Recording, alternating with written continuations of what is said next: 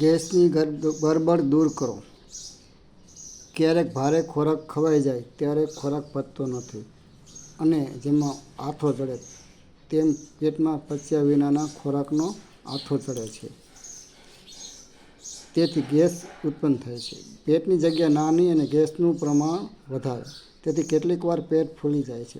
આ ગેસ છાતી અને હૃદય ઉપર દબાણ કરે છે, તેથી ગભરામણ થાય છે. દર્દીને એમ લાગે છે કે હમણાં જીવ નીકળી જશે. એવું મન થાય છે કે તાત્કાલિક રાહત મળે તો કેવું સારું. આ માટે કડક દવા કરવાની જરૂર નથી. સોડા બાયકાર્બોનવાળી ઇનો જેવી દવાઓ લઈ શકાય. પાણીમાં નાખીને તે પી જવાય. ઉપરાંત મોંમાં લવિંગ રાખી શકાય. લવિંગનો રસ પેટમાં જશે એટલે તે પેટમાં ઉત્પન્ન થયેલા એસિડને દૂર કરશે અને તેની સાથે સંકળાયેલા ગેસના ઉભરાને પણ બેસાડી દેશે. ગેસ થાય ત્યારે વિહળ ન થવું, તેનાથી ગેસ વધે છે. મનને શાંત કરવું, તે માટે રસ પડે તેવું વાંચન કરવું અને મનને અન્યત્ર વાળી દેવું.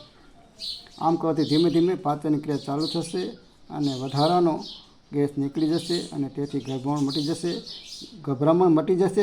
ગેસની ગરબડ દૂર કરવા માટે ખોટી ઉતાવળ ન કરશો.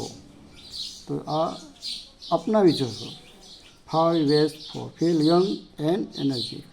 ફિલ્મમાં વિયર્સ. બાય. જય ભારત. ધન્યવાદ.